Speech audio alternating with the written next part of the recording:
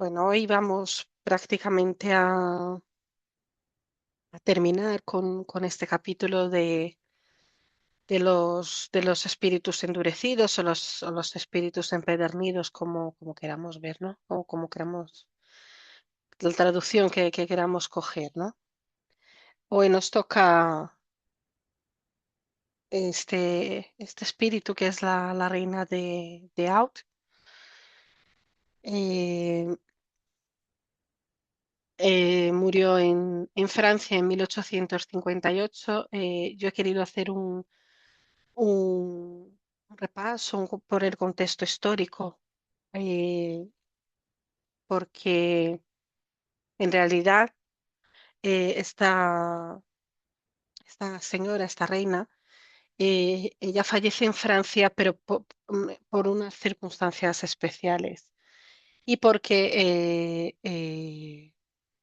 sin conocer el contexto histórico no entenderíamos una parte de su comunicación.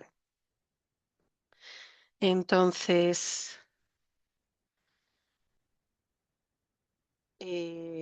vamos a hacer ese repaso, ¿no? Por ese contexto histórico.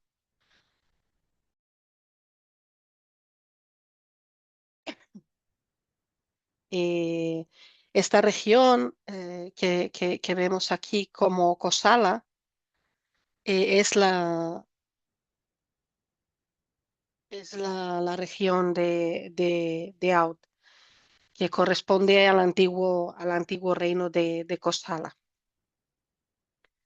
Esa región fue conquistada por los musulmanes en el siglo XII y durante el siglo XVI formó parte del Imperio Islámico Mogol, que no es el Imperio Mongol, que, que nos puede llevar a confusión, porque el Imperio Mongol fue el fundado por Gengis Khan, eh, y fue el segundo más extenso de la historia y es muy conocido, pero el Imperio Islámico de Mogol eh, llegó a abarcar en su momento de mayor apogeo los territorios que hoy serían la India, Pakistán, Bangladesh, zonas de Afganistán, Nepal, Bután, incluso una parte de Irán. Eh, y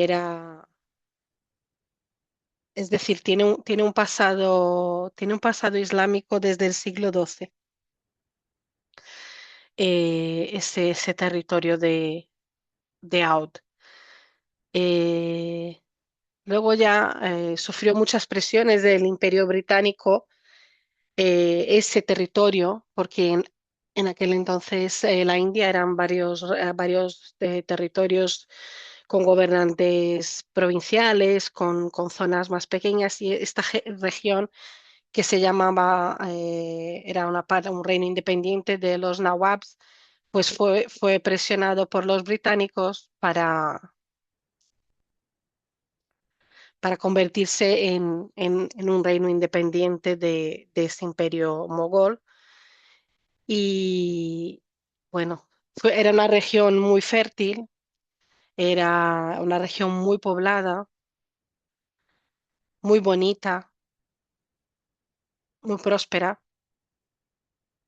hasta que los mismos británicos que en 1820 más o menos, pues tanto les animaron a independizarse, pues al final terminaron haciéndose con esa región. La invadieron y la unieron con otras regiones de, de la India, de otras provincias ya invadidas. Eh, bueno, después ya de la independencia de India en 1947 ya cambió totalmente de nombre, vino a formar parte de un estado mayor bueno, yo voy a decir cómo se lee, que se nombra Uttar Pradesh.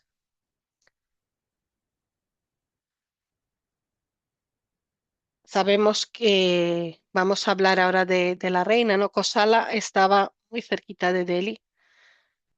Vamos a hablar ahora de Malika Kishwar, que es el nombre de ese espíritu que se manifiesta como la reina de Od. Eh, Vamos a hablar de lo que pudimos saber de su origen, ¿no? Ella no es hija de reyes, ella se casó con un rey, pero pertenecía a una familia noble, una familia célebre que formaba parte de la corte del emperador Akbar el Grande. En realidad ella se llamaba, su nombre completo era mucho más extenso que esto, era Malika Kishwar Bahadur, bueno, enorme, tenía 6 apellidos. Ella fue esposa de Amjad Ali Shah, que fue el penúltimo rey de Oudh, y madre de Rashid Ali Shah, que fue el último rey de ese reino, ¿no? Al fallecer su padre, pues él fue coronado, ¿no? Su hijo fue depuesto por los británicos en 1856, cuando los británicos anexan eh, ese territorio bajo el pretexto de mala gestión por parte de su hijo, ¿no? Cuando los británicos anexaron a este territorio de Jawad, ella acompaña a su hijo a Europa en el intento de recuperar los derechos que él pudiera tener sobre ese reino, ¿no? Ese viaje se hace entre 1856 y 1857, cuando ella viaja a Londres para presentarse ante la corona británica pidiendo que se le restituyera el trono a su hijo.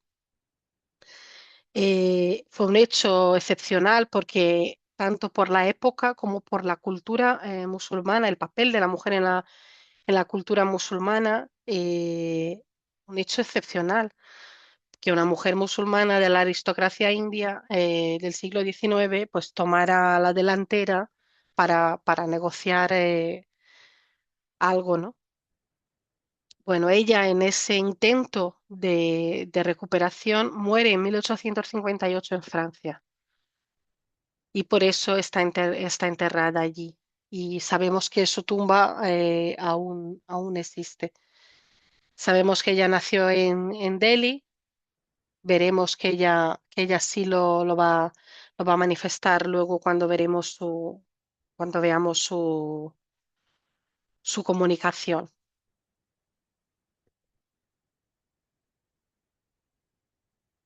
Bueno, su hijo, Wajid, el último rey de Oudh, era un rey culto, poeta, mecenas de la música y terminó exiliado en Cuba. Tene- te- eh, Quiero manifestar aquí que en 1857 esa región de la India, ese reino de Oudh, fue un centro de rebelión que se llamó el Motín de los Cipayos. Veremos luego también menciona a esa rebelión en la comunicación de Malika. Paso ahora que hemos dado esa pequeña pincelada sobre el contexto histórico, pasamos a la comunicación. Aquí vamos a ver un espíritu endurecido, pero sobre todo un espíritu soberbio y lleno de orgullo y superioridad. Y vamos a ver en cada punto de esta comunicación, como luego en la nota de Kardec vamos a ver que hasta ellos se sorprendieron con la soberbia y que ella no hubiera podido, después de haber desencarnado, aunque ella se manifiesta el mismo año que fallece, el mismo año que desencarna, ella se manifiesta, pero no se ve ni una pincelada de realidad habiendo dejado la carne, habiendo podido darse cuenta, ¿no? de que él ya no era reina, que ya no es, que esa diferencia que existente en el mundo material, en el mundo espiritual no existía. Pero vamos a verlo nosotros que no hay desperdicio. Eh, Vamos a ver aquí que me voy a saltar de la comunicación porque es algo muy habitual en todas las comunicaciones, que la preguntan cómo se siente después de haber dejado el cuerpo y ella dice que aún se siente turbada. La preguntan si es feliz, dice que no, que extraña su vida y que quisiera que su cuerpo se levantase del sepulcro. Es decir, ahí nos deja la pista de que ella sigue allí en el sepulcro, ¿no? No ha avanzado, no ha podido dejar su cuerpo material por el apego que ha tenido a él, ¿no? Y la preguntan si lamenta no haber sido enterrada en su país y de estar enterrada entre cristianos, y dice que sí, que la tierra de la India pesaría menos sobre su cuerpo. La preguntan que qué piensa de las honras fúnebres que rindieron en su sepultamiento y dice que han sido poca cosa, que ella era reina y que no todos se han doblado de rodillas ante ella. Y luego dice, dejadme, se me fuerza a hablar, no quiero que sepáis lo que soy ahora, he sido reina, sabedlo bien.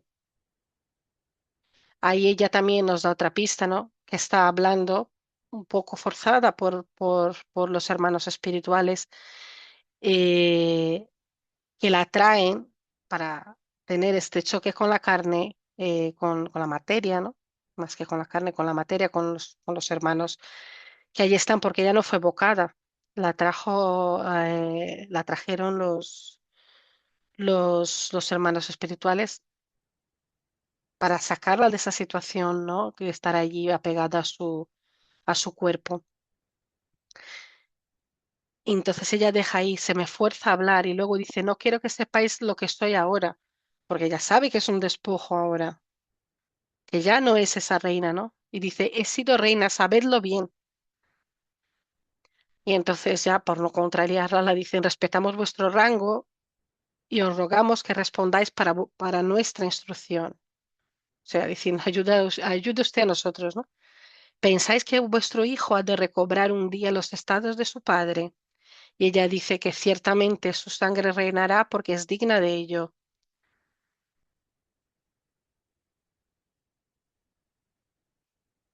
Y la pregunta, ¿dais a la reintegración de vuestro hijo al trono de Aud la misma importancia que cuando estabais encarnada? Ahí es cuando quieren ver si ella se da cuenta de que, de que no existen estos rangos, ¿no? En el mundo espiritual. Ella contesta con mucha chulería, mi sangre no puede confundirse con la del vulgo. Hay otra traducción porque estoy manejando dos textos, dice la otra traducción, mi sangre no debe mezclarse con la de la plebe. Entonces la preguntan sobre la opinión que ella tiene sobre la verdadera causa de la revuelta de las Indias. Y ella dice, la India ha sido hecha para ser dueña en su casa. Eh, Ahora que llega esta pregunta, estoy manejando el texto de la revista Espírita de 1858 que tiene la misma comunicación, pero un poco más amplia y tiene más detalles. Por eso a lo mejor podéis ver aquí alguna pregunta que no estaba en el cielo y el infierno. Y la preguntan que qué piensa del porvenir que está reservado a ese país. Y ella, claro, como no podía ser menos, dice que la India será grande entre las naciones. Y luego la pregunta, ¿no ha podido inscribirse en vuestra partida de defunción el lugar de vuestro nacimiento? ¿Podríais decirlo ahora? Y ella dice, he nacido de la sangre más noble de la India. Nací en Delhi.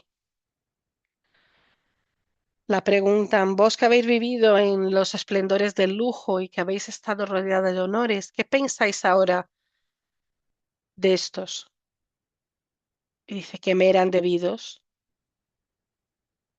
La posición que habéis ocupado en la tierra os da otra más distinguida en el mundo donde estáis hoy.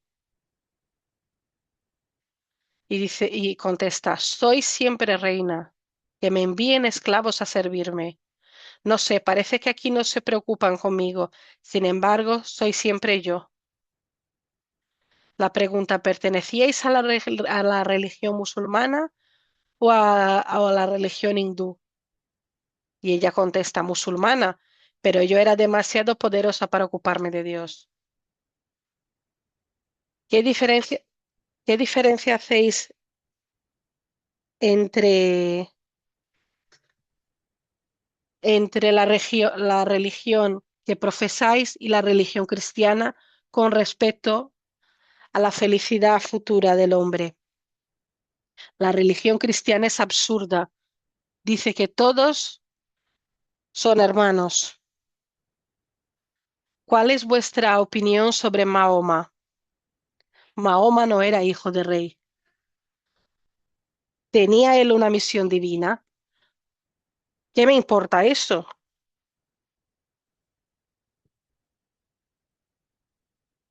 Entonces preguntan eh, que cuál es la opinión que tiene ella sobre el Cristo. Y contesta, el hijo del carpintero no es digno de ocupar mi pensamiento. La preguntan, ¿qué pensáis de la costumbre que sustrae a las mujeres musulmanas de las miradas de los hombres? Y ella contesta, pienso que las mujeres son hechas para dominar. Yo era mujer.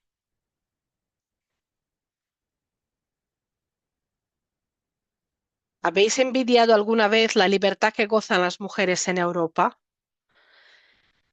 Y ella contesta, no, ¿qué me importa su libertad? Ellas son servidas de rodillas.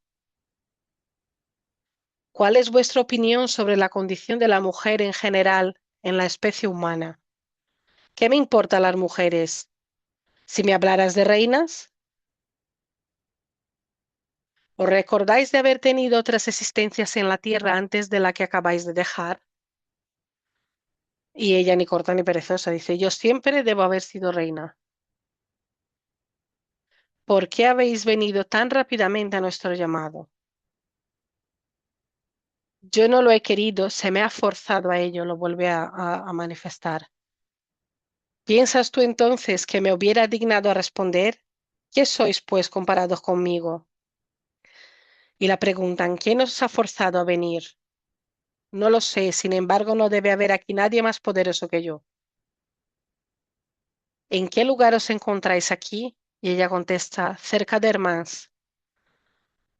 ¿Con qué forma estáis? Siempre como reina. ¿Piensas tú, pues, que he dejado de serlo? Vosotros sois poco respetuosos. Sabed que se habla de otra manera a las reinas. ¿Por qué no podemos veros? Porque no lo quiero. Si pudiéramos veros, os veríamos con vuestras vestimentas, adornos y joyas. Por supuesto. ¿Cómo se explica que habiendo dejado todo eso,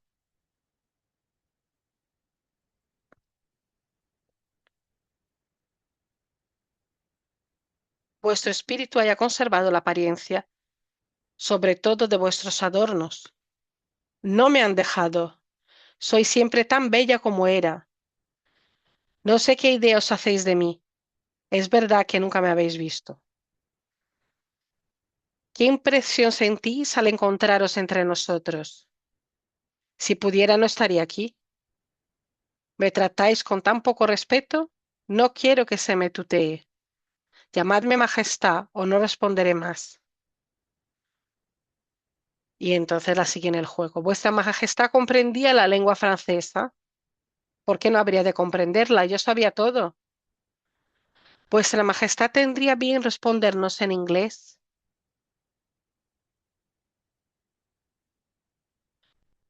Y dice, no, entonces no me dejaríais tranquila. Quiero irme, dejadme. ¿Pensáis someterme a vuestros caprichos? Soy reina y no esclava. Y entonces la, la intentan hacer una última pregunta. La dice, nos rogamos solamente que aceptéis responder aún a dos o tres preguntas. Y entonces estaba presente San Luis y interviene. Y dice San Luis, dejad a esta pobre alucinada, tened piedad de su ceguera, que os sirva de ejemplo. No sabéis cuánto sufre su orgullo. Aquí lo que nos deja una pista a San Luis es que ella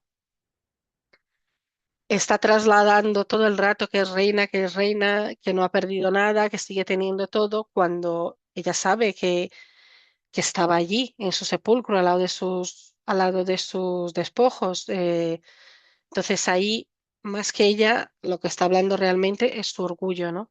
Está enrocada en esta situación de que ella reina, siempre ha sido reina, siempre será reina, y no sale de esa espiral, ¿no? Luego nos pone Kardec una nota eh,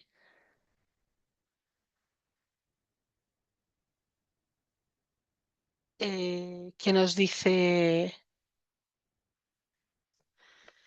que, bueno, lo que os había comentado un poco al principio, ¿no?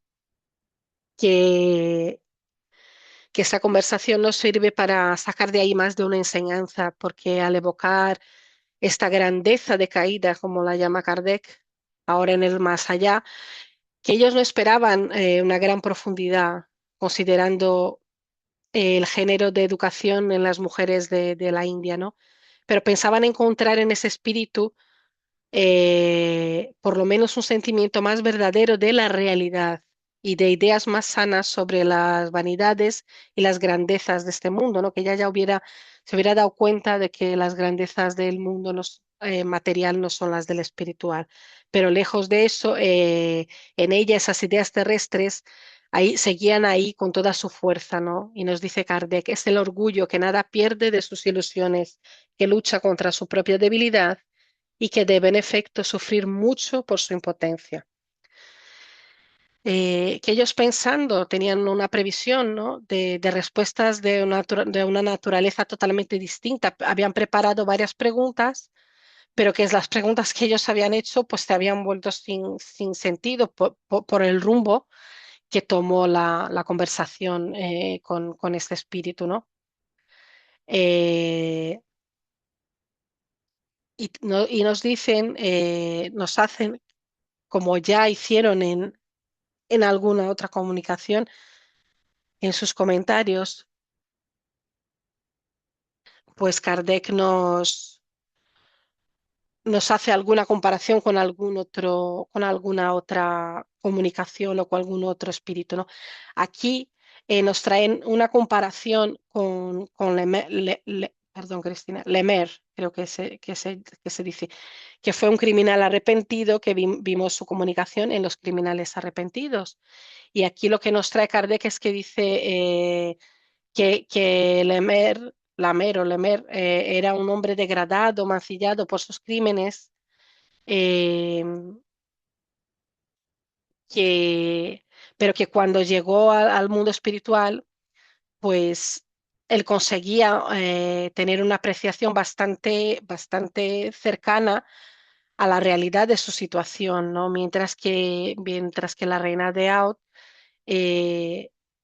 parece que no desarrolló nada más de sentido moral o no ha tenido ningún otro cambio de postura en las ideas que tenía en la tierra, ¿no?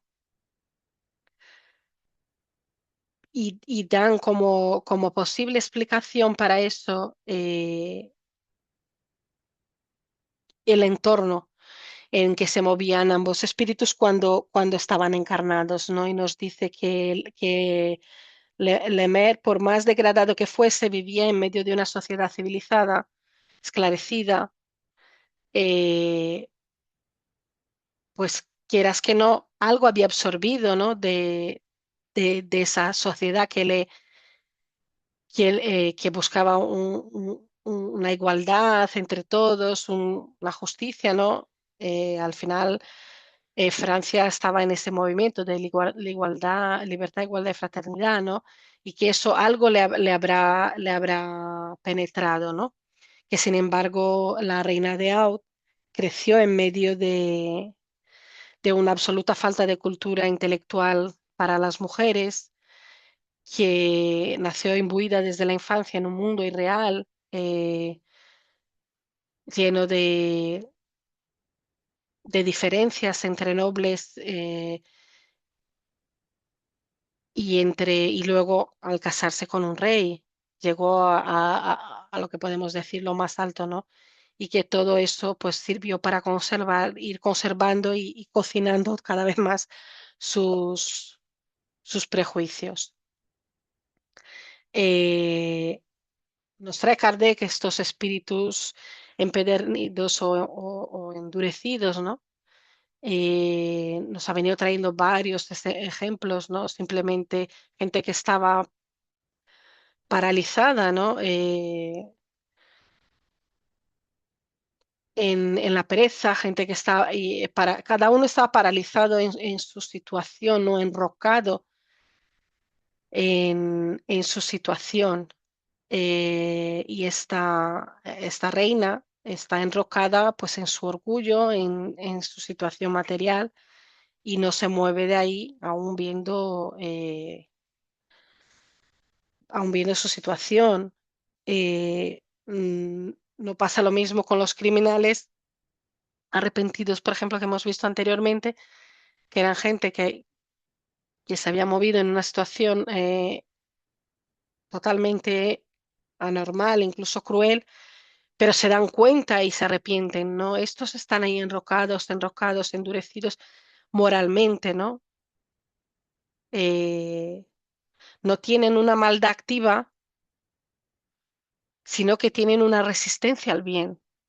Se cierran al arrepentimiento y a todo el proceso de crecimiento, ¿no? Se quedan enrocados en estas pasiones inferiores, pereza, indiferencia, puede ser venganza, deseo de dominar, deseo de perturbar. Cada uno se enroca en la situación pues, que haya vivido, ¿no? Y ahí se quedan. Y he traído dos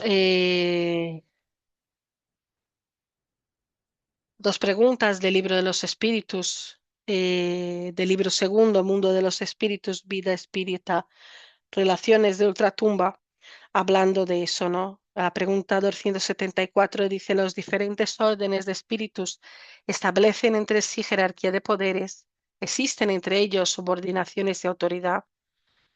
Y dicen los espíritus, sí, muy grande. Unos espíritus ejercen sobre otros autoridad relativa a su superioridad por un ascendiente moral irresistible.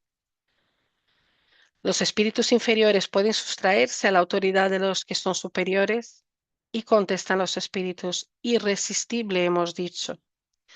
Aquí es cuando ella dice, ¿no? Que se la está obligando a hablar con ellos, ¿no? Con los medios en este momento, ¿no? Es esa autoridad, esa superioridad moral irresistible que está ejerciendo sobre ella para que se comunique, para ver si ella, eh, teniendo este choque con la materia, puede servir para sacarla de ese enrocamiento, de esa espiral, ¿no? que está viviendo. Y la 275 dice, el poderío y consideración de que goza el hombre en la tierra le dan superioridad en el mundo de los espíritus. Y contestan los espíritus, no, porque los pequeños serán ensalzados y los grandes humillados. Lee los salmos. ¿Y cómo podemos entender esa elevación y humillación? ¿No sabe que los espíritus son de diferentes órdenes según sus virtudes? Pues bien, los más grandes de la tierra pueden ocupar el último puesto entre los espíritus, al paso que sus servidores pueden ser los primeros. ¿No lo comprendes? ¿No dijo Jesús, todo el que se humille será elevado y todo el que se eleve, todo el que se eleve será humillado?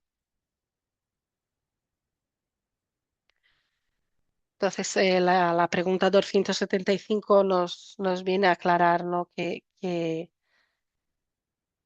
esta consideración, o el poderío que pudiera tener el hombre en la tierra no tiene ningún tipo de correspondencia en el mundo espiritual, ¿no?